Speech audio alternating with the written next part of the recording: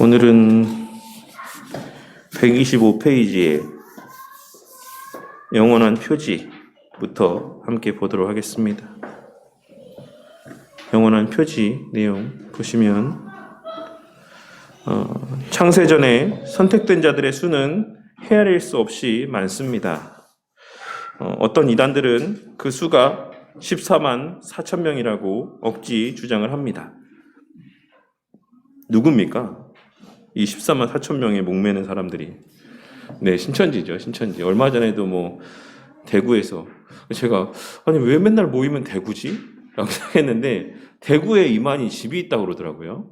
거기가 원래 이제 거의 베이스 캠프 같은 장소라고 합니다. 그래서 어쨌든 그 교세가 대단하더라고요. 그 차가 몇 대가 가고 막 이랬는지 모르겠는데 올라오다가 또 사고가 있었죠. 신천지 차량 올라오다가 사고 나가지고 애꿎은 기사님만 죽었더라고요. 기사님이 신천지인지는 잘 모르겠지만 어쨌든 그런 일이 있었습니다.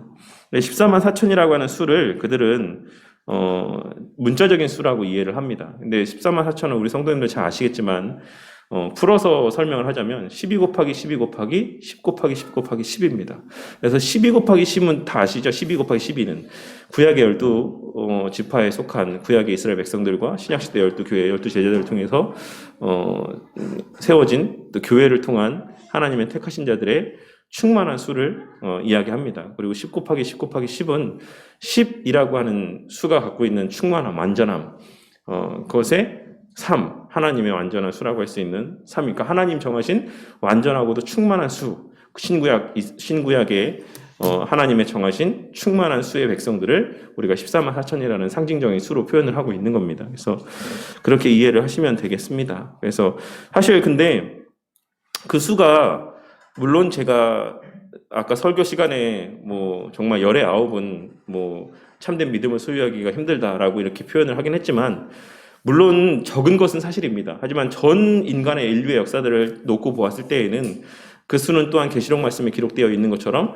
셀 수 없는 큰 물이다라고 하는 것 또한도 우리가 늘 나중에 하나님께서 택하시고 또 구원하시는 자들의 어떤 수에 대해서 우리가 늘 인지하고 있어야 될 중요한 하나의 사실이라고 할 수가 있습니다.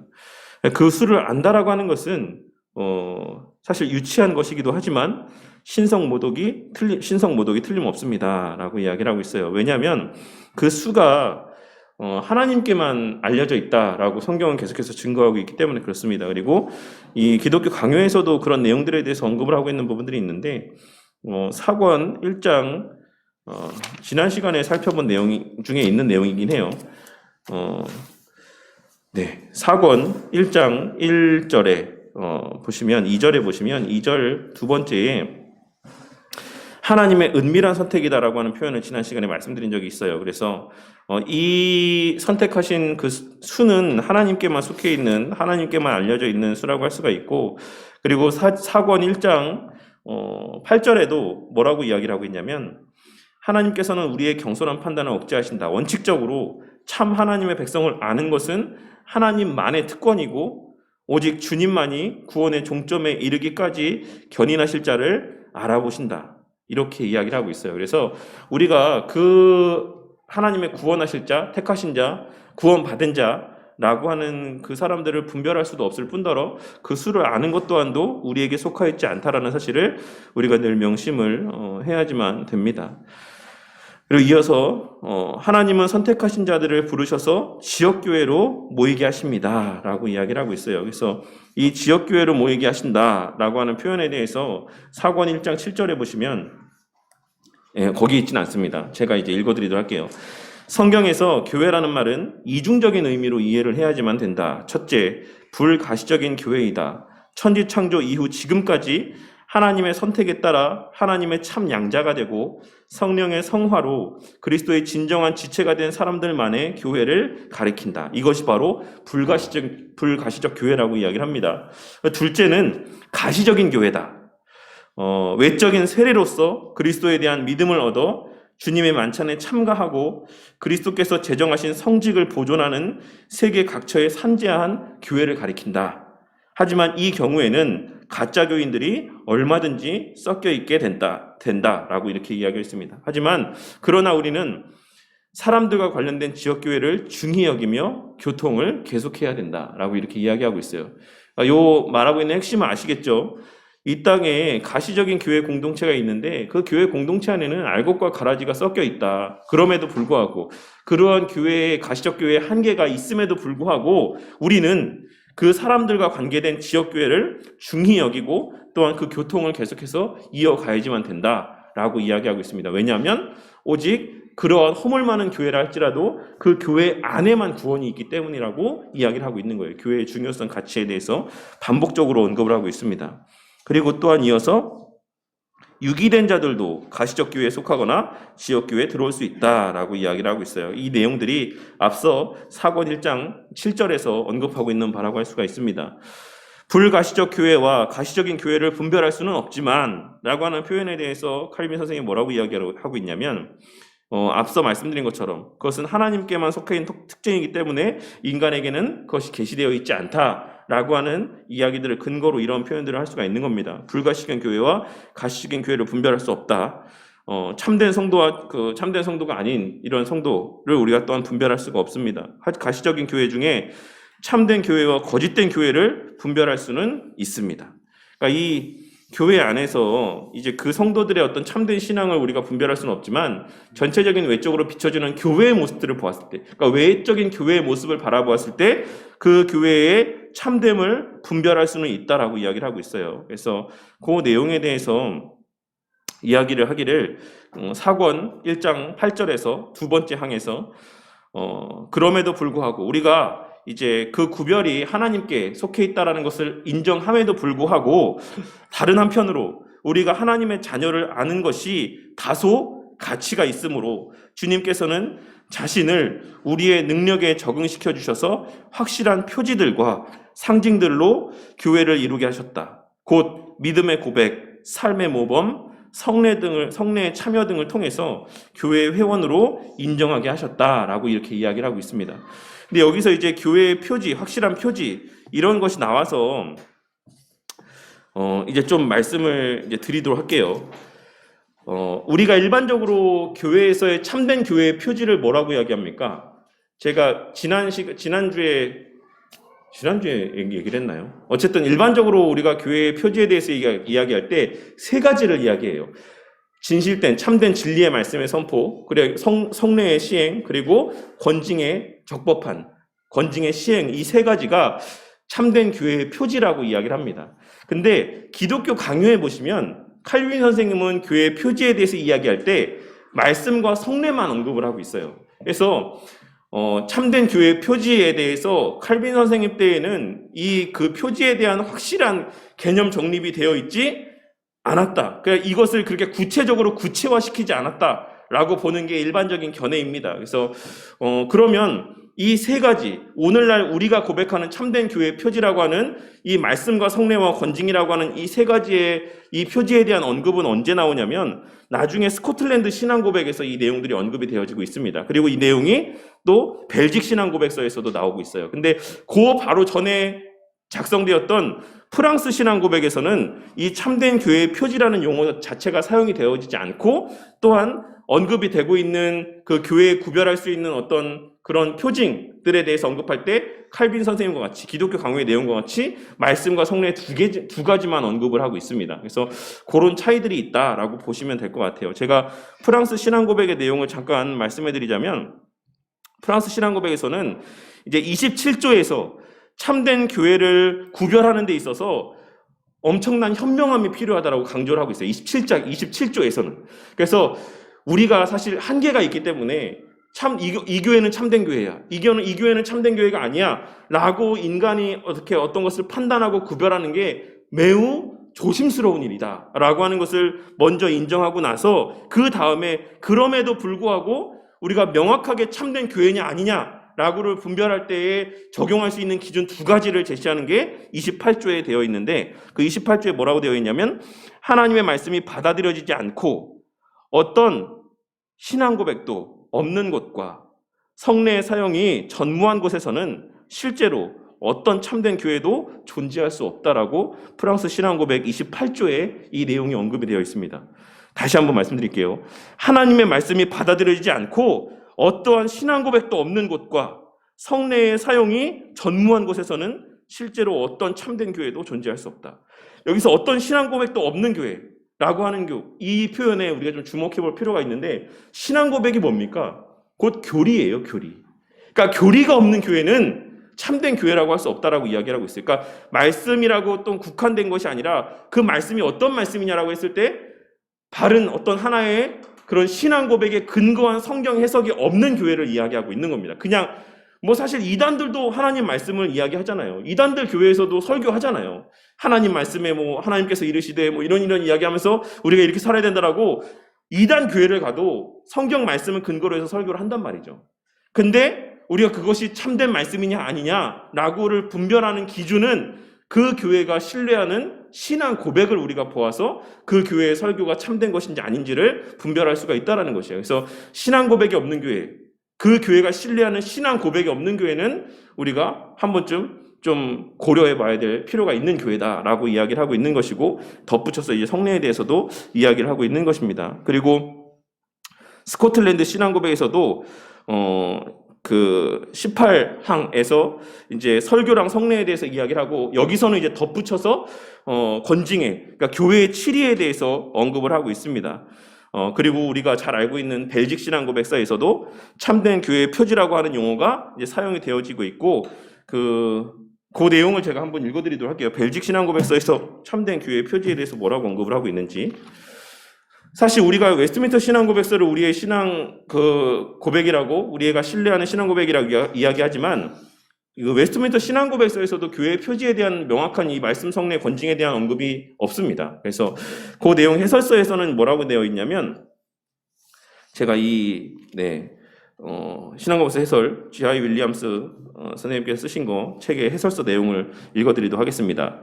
우리는 다음과 같은 질문을 하게 될 수 있다. 어떤 교회가 귀한 불능점에 도달한 것을 어떻게 알 수 있는가? 이 말이 무슨 말입니까? 귀한 불능점. 이 사람은 이제 개선의 여지가 없다. 이 교회는 도저히 다시금 이렇게 돌이킬 수 없는 정도의 수준까지 타락했다, 변질됐다 라고 할 수 있는가? 언제 신자가 그러한 교회의 배교를 선언하고 그 교회에서 나와서 분리되어야 하는가? 이것은 심각한 문제고 또한 주의해서 대답해야 되는 문제다. 벨직 신앙고백서 29항에 이제 여기에 대한 좀 참고가 될 만한 내용들이 언급이 되어 있다라고 이야기하면서, 이제 벨직 신앙고백서 29항에는 이런 말이 기록이 되어 있습니다. 참 교회를 알아볼 수 있는 특징들로는 다음과 같은 것들이 있다. 복음의 순수한 교훈이 그 안에서 전파되고, 그리스도께서 제정하신 대로 성례가 순수하게 집행되며, 교회의 권징이 죄를 범함에 있어서 실시되는 것 등이다. 요약하자면 모든 것들이 하나님의 순전한 말씀대로 되어지고 그 말씀에 어긋나는 모든 것들이 거부되며 예수 그리스도가 교회의 유일한 머리로 인정되는 것 등이다.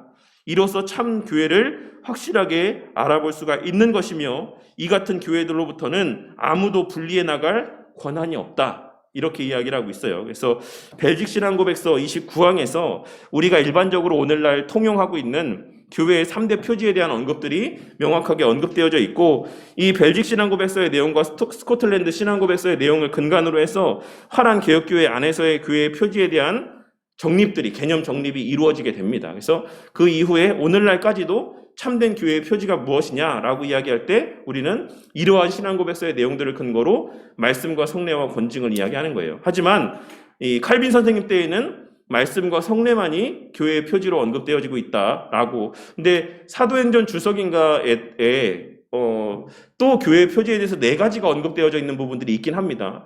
사도행전 4장 24절인지 제가 정확하게 그걸 기록을 하지 않았는데, 어쨌든 그래서 칼빈 선생님은 여기서는 그 주석에서는 또 교회 표지가 이것이다라고 해서 4가지를 언급해 놓고, 또 이 기독교 강요에서는 말씀과 성례 이 2가지를 언급하고 있고, 그러니까 이런 내용들을 봤을 때 칼빈 선생님이 생각하는 교회 표지에 대한 개념은 아주 그 시대 안에서만큼은 적어도 그렇게 구체화되어 있진 않았다라고 하는, 그러니까 여러 가지 교회 표지들이 있는데 그 가운데는 이것도 있고 이런 것들도 있다, 이런 식으로 이야기를 했다라고 보시면 될 것 같아요. 그래서 어쨌든 우리가 지금 살펴보고 있는 기독교 강요나 아니면 우리가 신뢰하는 웨스트민스터 신앙고백서에는 그 교회의 표제에 대한 명확한 언급이 없지만 벨직 신앙고백서나 또 스코틀랜드 신앙고백서에는 그 내용들이 언급이 되어 있다라고 보시면 되겠습니다.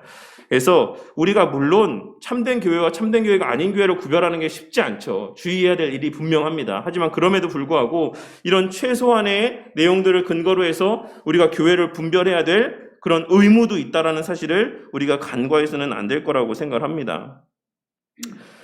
그리고 하지만 이제 그럼에도 불구하고 이제 칼빈 선생님은 여기에는 이제 교회 표지에 대해서 말씀과 성례에 대해서만 언급을 하고 있긴 하지만 권징에 대해서도 엄청나게 중요하게 강조를 했어요. 그래서 그 권징에 대해서 뭐라고 이야기를 하고 있냐면 4권 12장에 보시면 나중에 살펴볼 내용이긴 하지만 제가 오늘 잠깐만 말씀을 드리도록 할게요. 거기서 뭐라고 이야기하고 있냐면 4권 12장 1절 2항에서 제가 맨날 이거 이야기할 때마다 너무 권절 하는 게 너무 힘듭니다. 어쨌든 말씀드리도록 하겠습니다. 조그마한 가족 같은 사회에서도 규율이 없이는 올바른 상태를 유지할 수 없다면 가장 질서가 정연해야 될 교회에서는 규율이 더욱더 필요하다.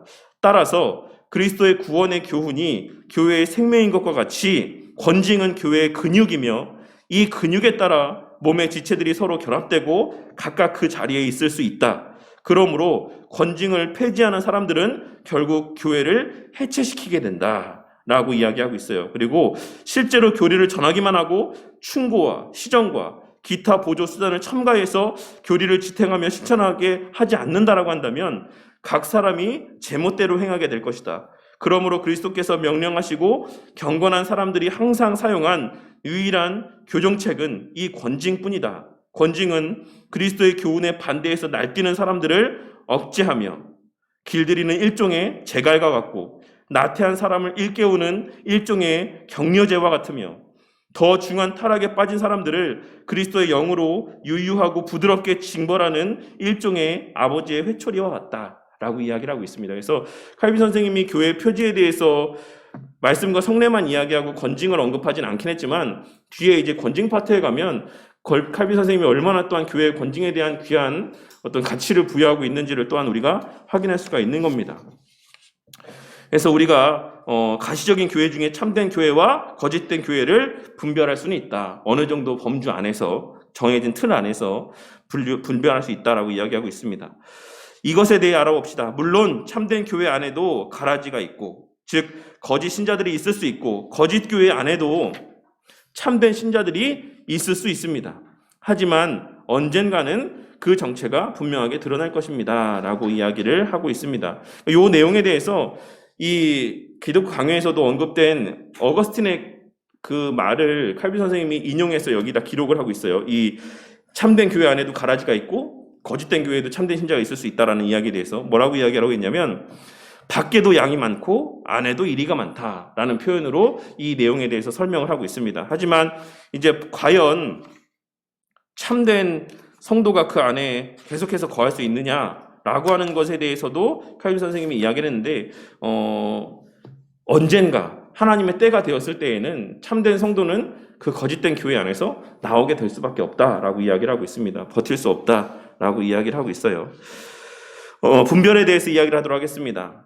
앞장이라고 한다면 3권을 이야기하는 거예요. 3권에 대해서. 3권에서 성령 하나님의 사역에 대해서 우리가 계속해서 살펴봤는데 거기서 참된 믿음의 7가지 측면에 대해서 설명을 했다라고 이야기하고 있습니다. 근데 이제 기독교 강요에는 제가 처음에 3권에 대해서 말씀드릴 때도 언급했던 것처럼 6가지가 나와 있습니다. 근데 라은성 교수님은 이제 이것이 기독교가 책에서는 7가지로 언급을 하고 있는데 제가 다시 이제 말씀을 드리자면 첫 번째는 참된 믿음이라는 것은 오직 성령 하나님의 역사를 통해 주어지는 것이다 라고 하는 것이고 또한 오직 말씀을 통한 역사로 주어지는 것이다. 그리고 참된 믿음에는 반드시 회개가 있다. 참된 회개가 있다. 그리고 네 번째는 참된 믿음은 칭의에 대한 명확한 인식이 있다.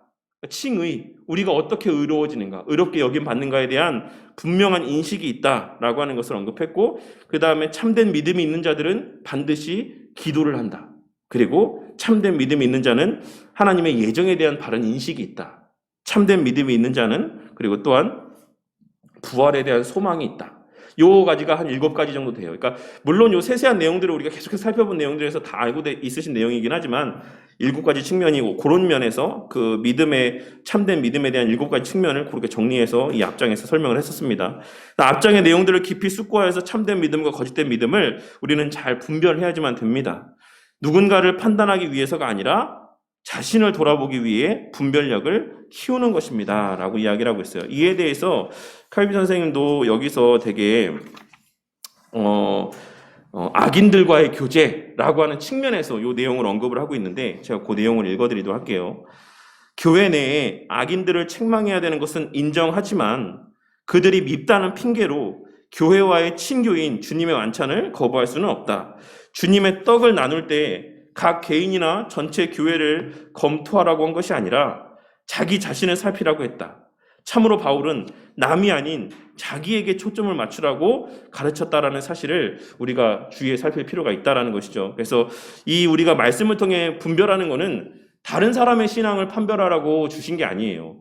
우리가 교리를 배울 때, 우리가 이런 여러 가지 교리의 내용들이나 신앙 고백의 내용들을 공부할 때, 그리고 십계명에 기록된 의미들을 살필 때 그 가장 궁극의 목적은 자기 자신을 살피라고 하나님께서 그런 계명의 말씀을 주셨다는 사실을 우리가 결코 간과해서는 안 됩니다. 근데 오늘날 어떻습니까? 교회 안에서는 계명의 말씀을 많이 알면 많이 알수록 다른 사람의 허물을 보기 바쁘죠.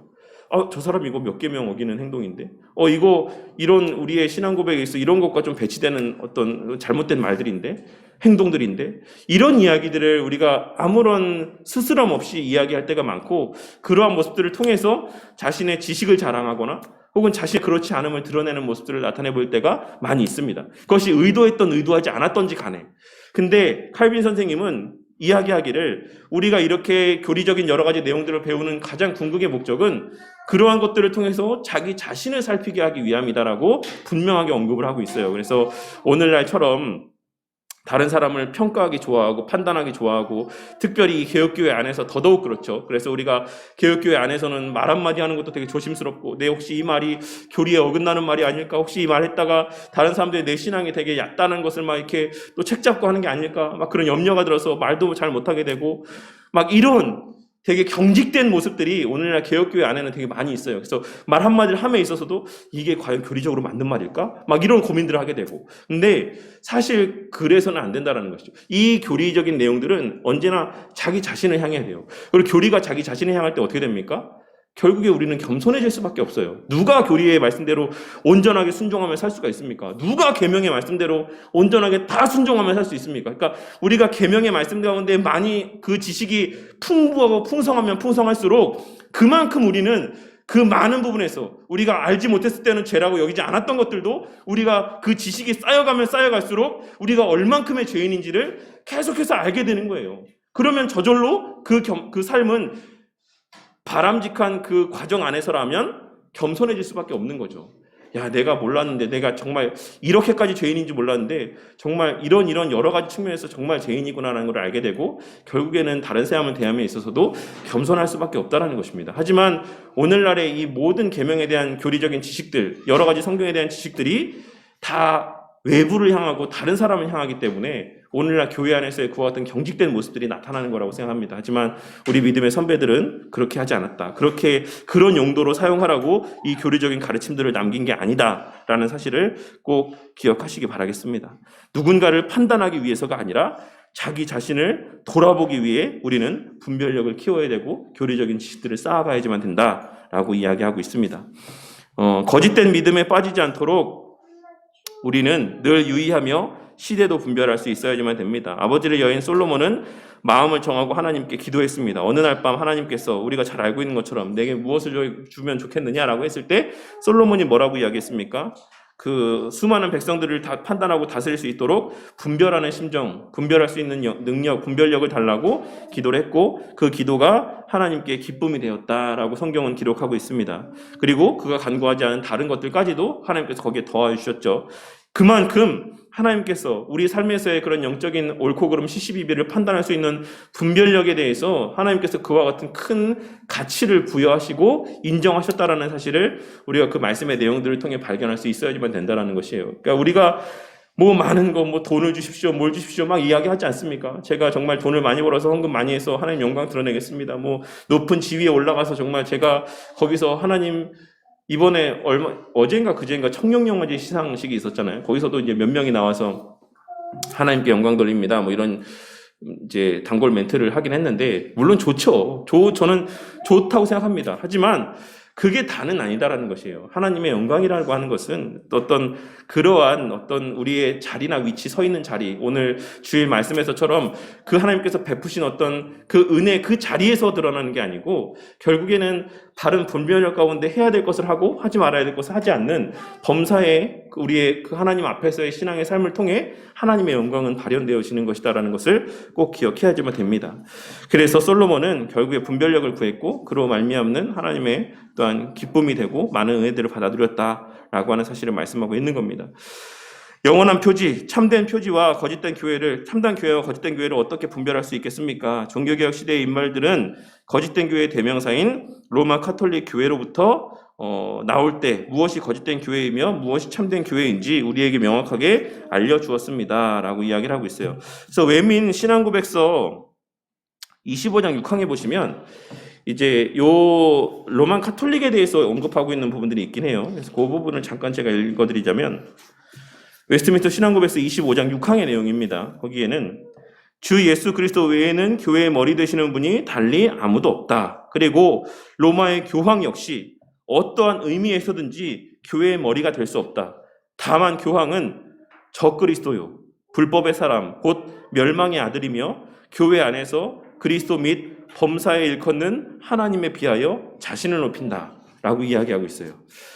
네, 웨스트민스터 신앙고백서에서 교황에 대해서 적그리스도라고 언급을 하고 있다라고 하는 사실을 꼭 이렇게 좀 인지를 하고 있으셨으면 좋겠습니다. 그래서 뭐 우리가 이제 로만 카톨릭에 대해서 이단이라고 이야기를 하기도 하고 네, 어쨌든 적그리스도를 따르는 무리라고 이야기를 하기도 합니다. 그래서 이제 사실 로만 카톨릭 안에 교회 안에 구원받은 성도가 있는가 없는가라고 하는 문제는 되게 해묵은 논쟁이라고 할 수가 있어요. 근데 우리가 믿는 바에 따르면 그 안에 도 분명히 하나님의 택하신 자가 있다. 하지만 우리가 여러 신앙고백 내용들을 통해서 근거로 생각해 보았을 때 참된 성도라고 한다면 반드시 이제 그 잘못된 것을 분별할 줄 아는 은혜 가운데 이제 그 신앙을 돌이키게 된다라고 믿는 게 저희의 신앙 고백이라고 할 수가 있습니다. 저희가 믿는 바라고 할 수가 있어요. 그래서 근데 사실 요거는 좀 더 깊이 있는 논의가 필요하다라고 생각합니다. 그래서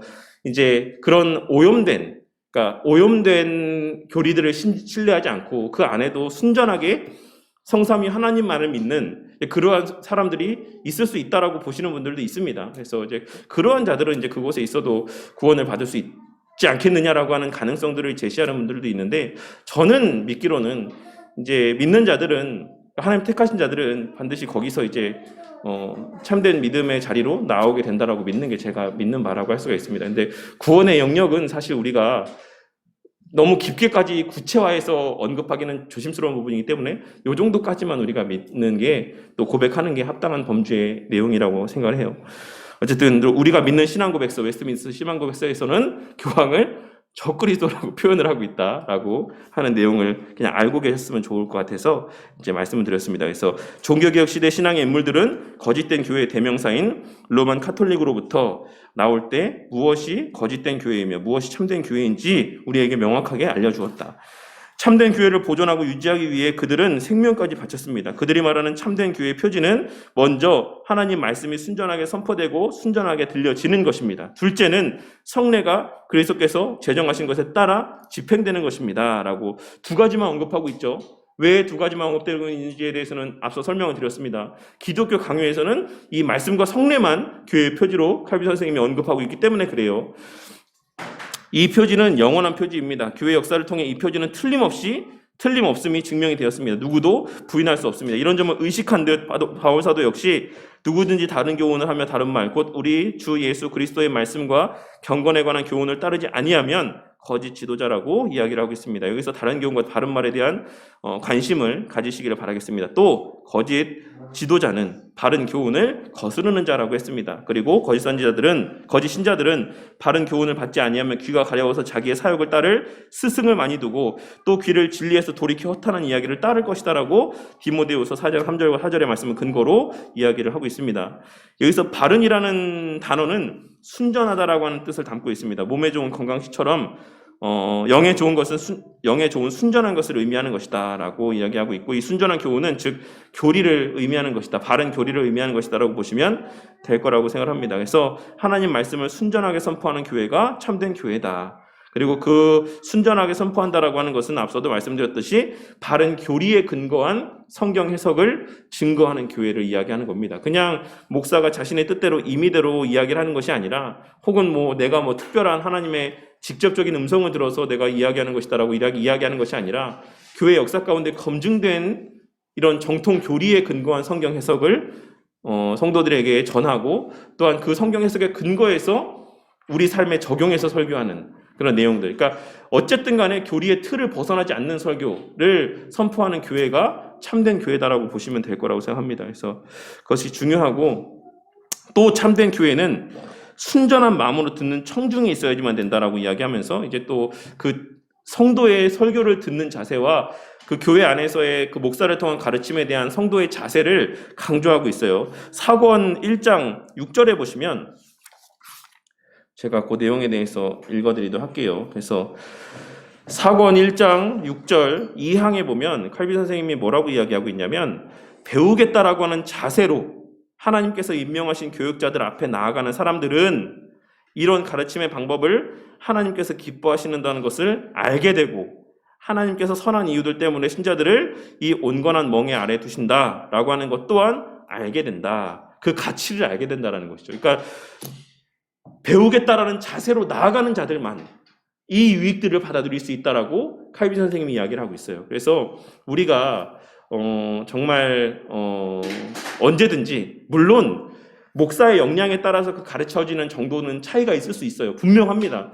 인간마다의 그 갖고 있는 지적인 능력의 한계가 있기 때문에, 서로 그 차이가 있기 때문에, 어떤 정말 이 교리적인 교수 사역이나 이런 말씀 해석이나 선교에 있어서 훨씬 더 역량이 있는 목사님들이 있기도 하고, 또 그에 비해서 조금 부족한 성경 해석을 하고 설교를 하는 목사님들도 있는 것은 사실입니다. 하지만 중요한 것은 그 목사님의 역량의 차이가 아닌, 그 말씀을 듣기 위해 나아가는 사람들의 그 마음의 심령이 더 중요하다라는 것을 이야기하고 있는 거예요. 더 중요하다라고 표현하기 그렇지만 어쨌든 동일하게 중요하다라는 사실을 이야기하고 있는 겁니다. 그래서 우리가 어떤 목사님이라 할지라도, 어떠한 설교라고 할지라도, 어떠한 교리적인 가르침이라고 할지라도, 정말 이 정해진 테두리 안에서, 질서 안에서, 교리의 해석 범주 안에서 설교되어지는 설교들과 가르쳐지는 교리의 내용들은 그렇게 사모하는 마음을 품고 나아가는 자들에게 반드시 유익이 된다라는 사실을 이야기하고 있어요. 반면에 아무리 뛰어난 스승 아래 간다라고 할지라도 그러한 마음 가운데에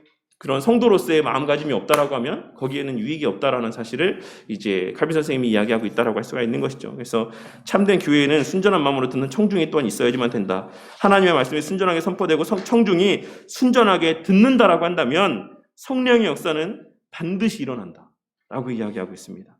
하나님 말씀을 전파하는 데 있어 여러 인간적인 고함물들을 사용하는 것은 거짓된 교회의 모습입니다 라고 하면서 이 내용들을 쭉쭉쭉 하고 있어요. 그래서 우리가 로만 카톨릭 교회에 가보신 분들도 있으시겠죠. 그리고 혹여라도 이 가운데 유럽 여행 한번 다녀오신 분들이 있으면 그 유럽에 있는 성당들 가보신 분들도 있을 거라고 생각해요. 들어만 가도 마음이 거룩해지지 않습니까? 들어만 가도 내가 들어갔다가만 나와도 몸이 깨끗해진 것 같고, 뭔가 내가 뭘 하고 나온 것 같고. 근데 그 장엄한 노래들, 그 성가들, 이런 것들이 울려 퍼지고, 거기에서 이런 거룩한 조성된 분위기 가운데서의 예배를 드리고 나왔다라고 생각해 보십시오. 얼마나 거기에서의 내가 느껴지는 그런 뭔가 내가 신앙생활을 하는 것처럼 느껴지는 것들이 있겠습니까? 하지만 그 모든 것들이 결국에 말씀을 통한 하나님께서 궁극으로 주시는 그 영적인 유익을 그들이 줄 수 없기 때문에 그 나머지의 것들로 대체한다라고 보시면 될 것 같아요. 그래서 어쨌든 하나님의 역사, 하나님의 능력, 하나님의 은혜는, 영적인 유익들은 오직 바른 진리의 말씀을 통해서만 우리에게 허락되어진다라는 사실을 종교개혁 선배들은 강조하고 또 강조했습니다. 그래서 종교개혁 시대에는 지나치게 제한된 것들도 많았어요. 그러니까 로만 카톨릭의 반동이었기 때문에. 그래서 그 당시에는 이제 사람의 목소리로 찬양하는 거 외에 그 어떤 뭐 피아노나 뭐까지도 사용하지 않는 것을 이야기하는 그런 믿음의 선배들도 있었고, 어쨌든 이런 여러 가지를 이 예배 가운데 인간적인 요소들을 가미하는 것에 대해서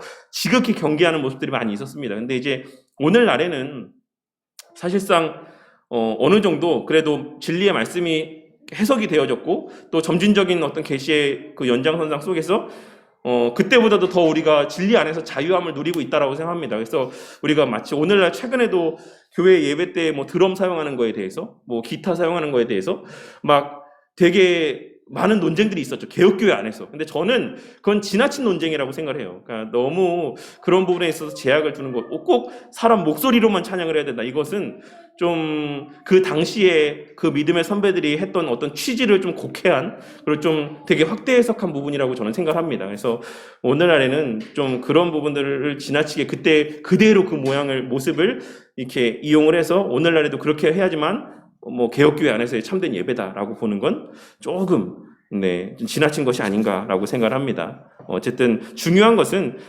그 어떤 무엇을 통해 찬양하냐 뭐 이런 것이 아니라 그 교회 안에 바른 교리에 근거한 성경 해석이 있고 설교가 있느냐 없느냐 이거를 보는 것이고, 성례가 과연 그 하나님 제정하신 의도대로, 예수님 제정하신 의도대로 행하여지느냐 아니냐, 이런 것을 우리가 교회의 표지로 보는 것이지, 그 외에 더 확장되어진 의미들까지도 적용하는 것은 사실 좀 우리가 주의해야 되는 것이다라고 할 수가 있어요. 그래서 칼빈 선생님도 그걸 극히 경계했습니다. 사권 1장 12절에 보시면 경솔한 분리를 막기 위해 표지의 유의함이라는 제목 하에 이런 이야기들을 하고 있습니다.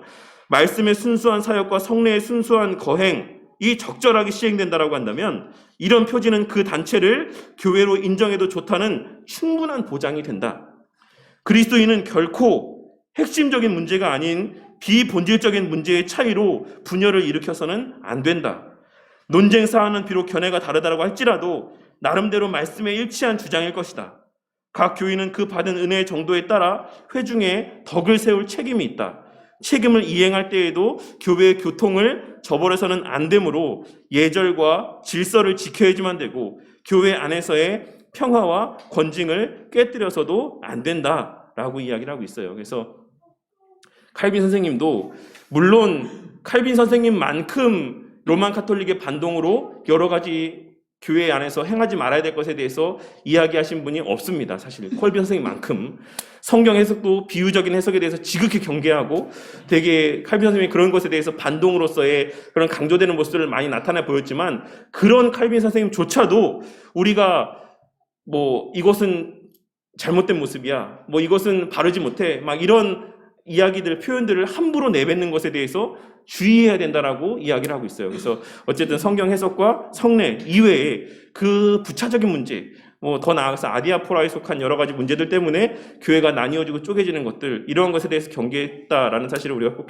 명심해야지만 되고, 그런 면에서 보았을 때 오늘날 교회 안에서 교단들, 특히 장로교단 안에서 교단들이 나뉘어지는 모습들을 아마 우리 믿음의 선배들이 보면 저는 개탄을 금치 못할 거라고 생각합니다. 전혀 어떤 교리적인 차이랑은 아무 상관이 없는 사람들과의 뭐 관계에서의 누군가의 사이가 안 좋아서 뭐 정치적인 이유들로, 물질적인 어떤 이익의 차이로, 이런 여러 가지 말도 안 되는 이유들로 교단이 나눠지고 쪼개지고 또 분리되고 막 하는 모습들을 우리 믿음의 선배들이 보았다라고 한다면 정말 가슴을 치며 이렇게 통탄할 일이 아닐까 생각합니다. 그래서 어쨌든 우리가 참된 교회라고 하는 것은 어쨌든 말씀과 성례를 중심으로만 판별될 수 있는 내용들이다라는 것을 기억하시면 되겠고, 참된 신자가 거짓된 말씀, 거짓된 목회자, 거짓된 교회에 계속해서 버티고 그 안에 있을 수 있을까? 거짓된 교회에 있으면서 참된 믿음을 가진다라고 하는 것은 상한 음식을 먹고도 건강할 수 있다라고 생각하는 것과 같다. 참된 신자는 참된 교회를 선택하게 되어 있다. 참된 교회에 속한 자는 하나님 말씀을 순전하게 듣습니다. 참된 교회 안에도 거짓 신자가 있을 수 있습니다. 그들은 가라지처럼 끝까지 함께 할 것입니다. 이 표현들도 좀 유심히 보았으면 좋겠어요. 이것도 칼빈 선생님이 기독교 강요에서 이야기하고 있는 바입니다. 가라지는 어느 정도 있다가 사라지지 않아요. 마지막 최후 심판의 날, 교회가 이 땅에 존재하는 날, 그 날까지 가라지는 늘 교회 안에 함께 우리와 함께 예배를 드리고 함께 신앙생활을 하고 함께 그 안에서 어우러지며 살 것이다라는 사실을 우리가 잊어서는 안 됩니다. 그러나 참된 신자는 참된 교회를 찾게 되어 있고 순전하게 그 가운데서도 하나님 말씀을 듣는 자들이 있다라고 하는 것을 명심해야 되겠습니다. 두 번째로 참된 교회에서는 그리스도께서 제정하신 방법대로 성례가 집행이 됩니다. 성례에 대해서는 후에 자세하게 설명하겠지만 왜냐하면 이 뒷부분의 내용들이 언급되어 있기 때문에 성례는 비밀이라는 뜻을 갖고 있다. 성례가 제가 알기로 미스테리아라고 하는 표현을 갖고 있습니다. 본래 표현이 미스테리아는 우리가 알고 있는 것처럼 미스터리라고 하는 그 표현의 그런 어원이라고 할 수가 있어요. 그래서 비밀, 숨겨진 것 이러한 것들이라고 하는 의미들이 담겨져 있어요. 왜 이런 의미가 담겨져 있냐면 그와 같은 감춰진 은혜들에 대한 가시적인 표징이라고 하는 의미들이 담겨져 있기 때문에 그래요. 본래 여기에 담겨져 있는 이런 표현들이 원래는 감추어져 있는 것이다, 은밀하게 있는 것이다라고 하는 의미들이 담겨져 있다라고 할 수가 있습니다.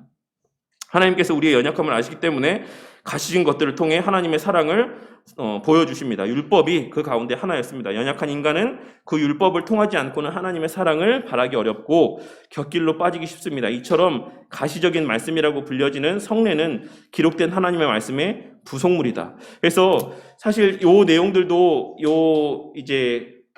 누군가 어떤 목사님께서는 제가 이거 어디 책에서 봤는지 모르겠는데 칼빈 선생님이 교회의 표징, 참된 교회의 표징이라고 사실 엄밀하게 생각한 것은 단 하나, 그러니까 가장 위에 있는 것은 말씀입니다. 말씀.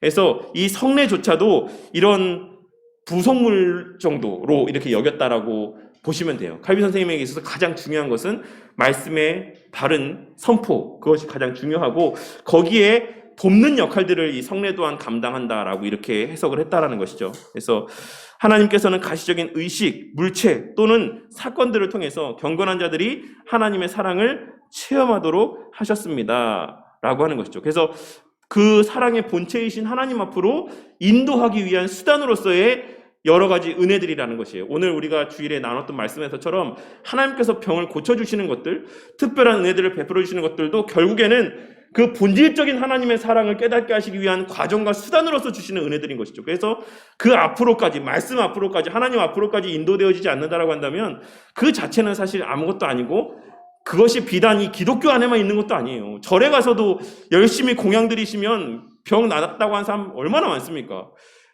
제가 이런 얘기 드릴 때마다 그런 얘기 되게 많이 하는데 대구에 가면 팔공산이 있나요? 대구에? 팔공산에 갓바위라는 데가 있는데 거기가 그렇게 영험하다라고 하더라고요. 그래서 애 갖기 위한 사람들은 막 거기 와서 기도하고 거기서 기도해서 애 가졌다는 사람들도 엄청 많고, 그러니까 이게 꼭 하나님한테만 기도했을 때 이루어지는 일들이 아닌 것들이 많다라는 것이죠. 오직 말씀 앞으로 가는 것. 예수님이 하나님의 아들이시고 하나님이 천지 만물을 창조하셨고 예수님을 믿어야지만 우리가 구원을 받고 예수님께서 우리의 죄 때문에 십자가에 달려 죽으셨고 십자가상에서 그 예수님의 죽으심으로 말미암아 우리가 의로워지게 됐고 우리가 여김받았고 이러한 지식들은 오직 이 기독교 안에만 있는 지식이에요.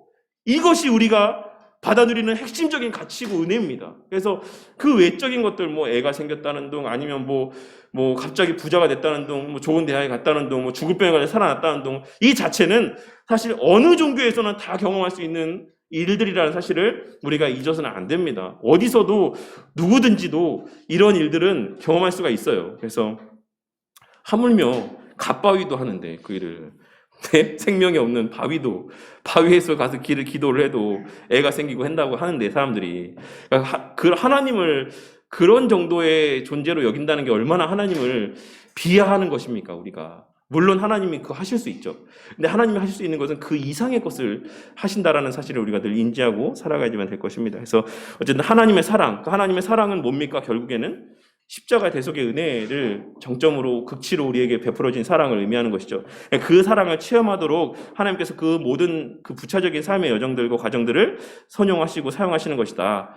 그 체험이 순전하기 위해서 늘 기록된 말씀인 성경으로 점검을 받아야 된다라는 사실을 꼭 명심하시기 바라겠습니다. 그래서 하나님의 말씀을 순전하게 선포해야 되는 것처럼 성례 역시 그리스도께서 제정하신 뜻을 따라 올바로 집행되어야 된다라고 할 수 있습니다. 그래서 세례 받을 때도 마찬가지고 그냥 막 그 군대 안에서 진중 세례라고 하죠. 이렇게 막 진짜 많게는 논산 같은 데서는 몇천 명씩 모아놓고 막 세례 주고, 사실 저는 되게 부정적인 입장입니다. 그런 것들에 대해서. 그리고 대형교회 안에서 정말 막 자녀들 나이 되면은 막 해서 그 연도별로 추려가지고 그냥 막 해서 세례 주고 막 입교시키고 막 이런 모습들은 사실 되게 하나님의 이 성례의 가치를 폄하시키는 잘못된 신앙의 모습 가운데 하나라고 생각해요. 그래서 세례를 준다라고 할 때 정말 그 개인과의 일정 시간 동안에 그런 어떤 바른 교리를 통해서 그 신앙을 점검하고 그 입술에서 참된 신앙 고백이 있는지를 확인하고 세례를 주는 것이 너무 필요하고 중요한 일이고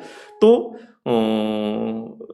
우리가 성찬을 시행하는 것들 또한도 우리가 맨날 매번 성찬을 시행할 때마다 제가 말씀드리는 것 자신을 점검하고 우리의 죄에 대한 인지가 있는지 예수님의 십자가에 달리심에 대한 감사의 마음이 있는지 예수님의 재림에 대한 소망이 있는지 거룩하게 살기에 대한 어떤 결단과 다짐들이 있는지 이것들을 돌아보면서 성찬에 참여하는 것 그것이 너무나도 중요한 것입니다. 그냥 세례 받으신 분들은 다 성찬에 참여하십시오. 이렇게 이야기하는 대형교회에서의 어떤 성찬을 앞두고 하는 말들은 정말로 이 성찬의 가치를 너무나도 이렇게 좀 비하하는, 좀 하는 잘못된 신앙의 모습 가운데 하나다라는 사실을 명심하시기 바라겠습니다. 그래서 우리가 아이들에게 또 성도들에게 신앙을 줄 때 그 신앙을 점검하고 또 점검해서 정말 그러니까 우리가 할 수 있는 범주 안에서 우리가 다 깊숙이 그 속에까지 들어갔다 와서 이 사람은 진짜야 가짜야 할 수는 없지만 우리가 할 수 있는 범주 안에서 그리고 교회의 질서 전통 안에서의 이 정해놓은 그 틀 안에서만큼은 그 안에서의 최선을 다한 검증을 해서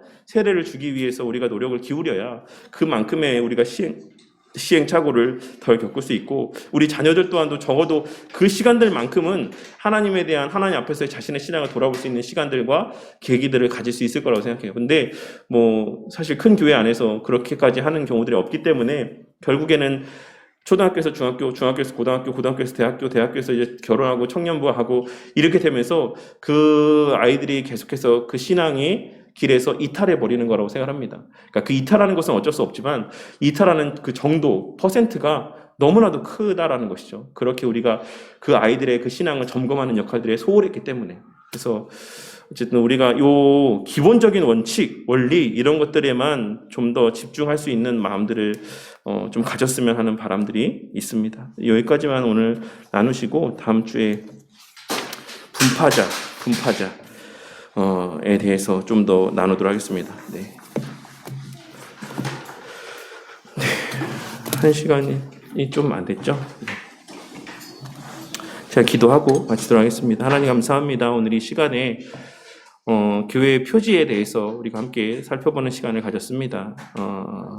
우리가 인간이라고 하는 그 한계 안에서 참된 교회와 거짓된 교회를 온전하게 다 분별할 수는 없고 더더군다나 교회 안에서 누가 참된 신자이고 참된 신자가 아닌지를 분별하는 것은 더더군다나 우리에게 허락되지 아니한 부분이라는 사실을 또 인정하는 또 지혜가 있게 하여 주시기를 원합니다. 하지만 그럼에도 불구하고 우리가 개개인에 대한 판단을 삼가해야 됨에도 불구하고 참된 교회를 분별함에 있어서는 하나님께서 우리에게 또한 요구하시는 바라는 사실을 깨닫게 하여 주셔서 우리 믿음의 선배들을 통해 정립케 하신 아주 기본적인 어떤 원리와 원칙에 따라 최소한의 그 분별해야 되는 우리의 또 성도로서의 의무에 있어서만큼은 소홀하지 않는 자들이 되게 하여 주시기를 원합니다.